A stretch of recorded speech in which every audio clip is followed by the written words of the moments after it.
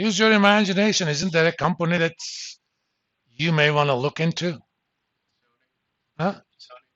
Well, Sony is listed in Japan, so we're not going to have comparable financial statements here. Microsoft, MSFT. Uh,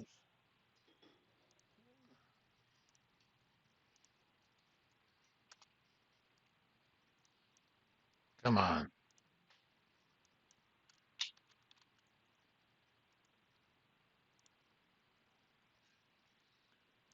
Okay. Oh, 10Ks. As you can see, there's 10K is actually, oh, it wasn't September, it was June. So let's look at their 10Q so that I can make it 10Q in September. That's not what I wanted to do. Hit the filing,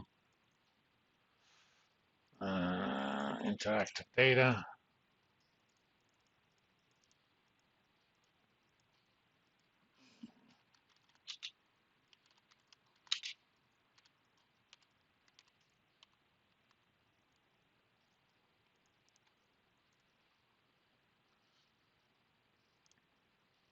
Let's open that.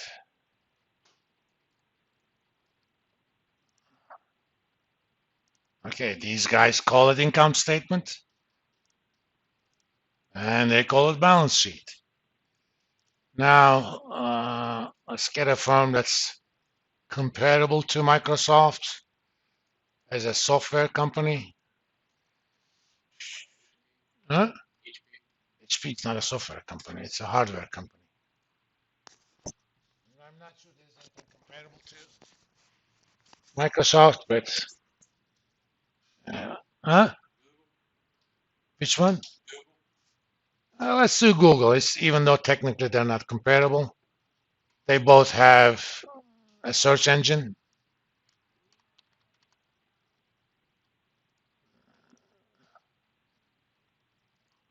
My kids did one of the funniest jokes I heard from them.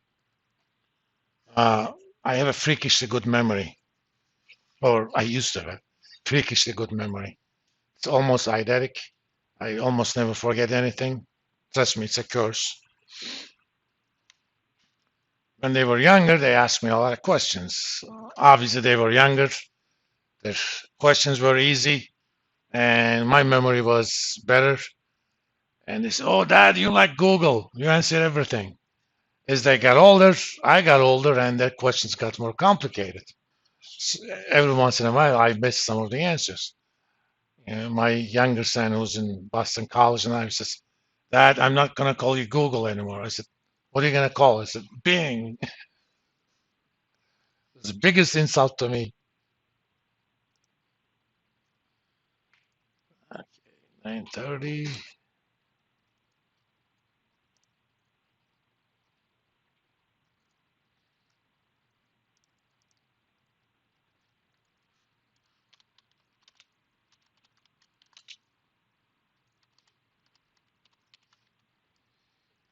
Save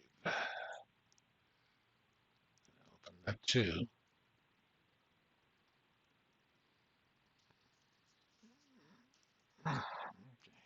Balance sheets.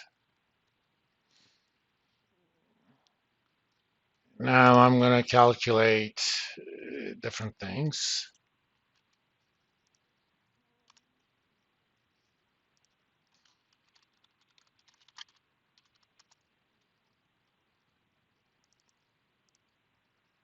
Now I'm going to take current assets. Where are you? Total current assets here, divided by, where are you?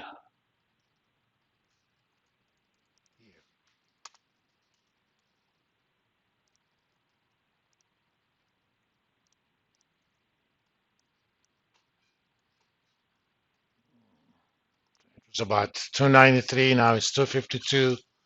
Of course, for a company like Google, The cash and cash like, it was 139 billion in 21.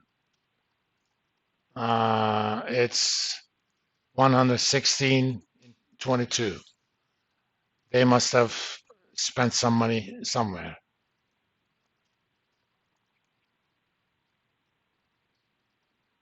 Because we know they didn't pay dividends. Now I'm going to do the same thing for Microsoft. Unfortunately, there's not a standard form that they enter. So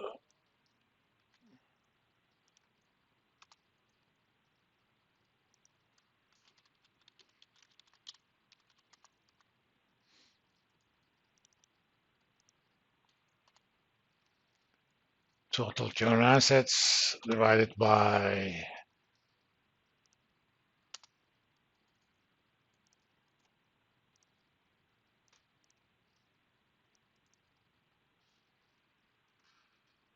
now, if you were to take these seriously for companies of this size, at least for current ratio purposes, Google is in a much better position, right?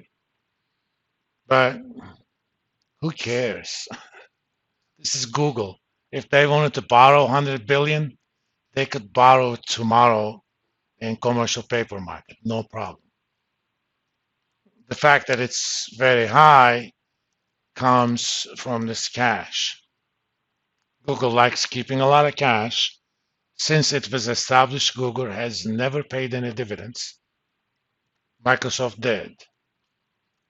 I mean, let's look at the cash of Microsoft, about 104. It's still at Google size, but remember, Microsoft has been in business since 1978, and Google has been in business in 1998.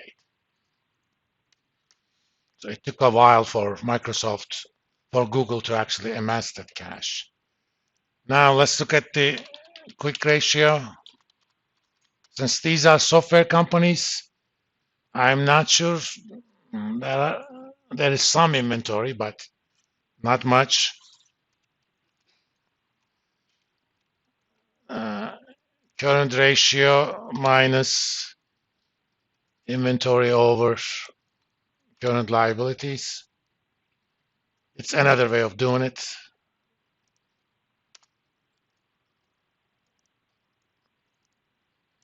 Since there isn't much inventory, it's not surprising that they're close. Let me copy this. They're not going to be in the same places, probably. So let's see. Inventory divided by, where are you?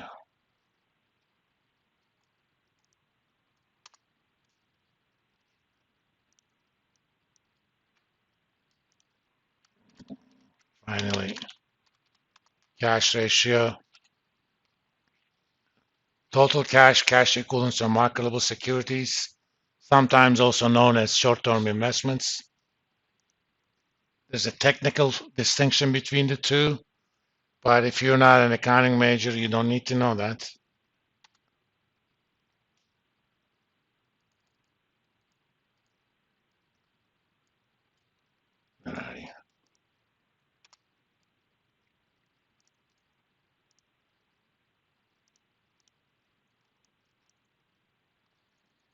So if you are a very short-term creditor of Google, you have no reason to worry.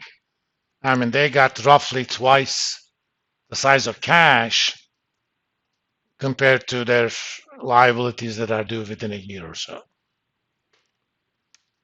Obviously, we're going to have something similar for Microsoft.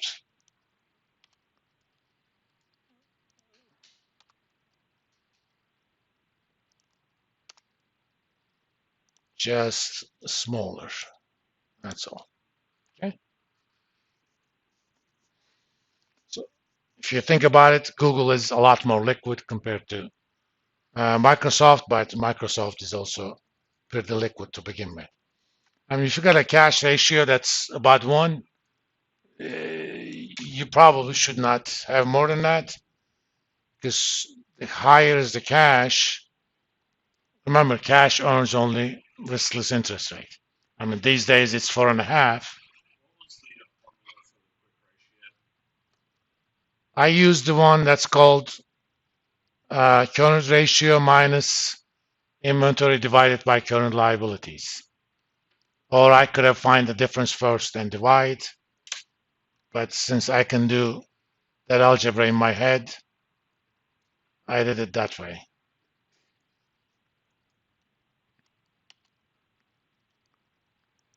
Okay, before I start in long-term solvency ratios, let's give a break, because I'm going to do this chapter over 2 weeks. There is a lot of stuff that you need to cover. And I want to do a lot of problems next week. Let's pause for 15 minutes and let's get here at 7:20.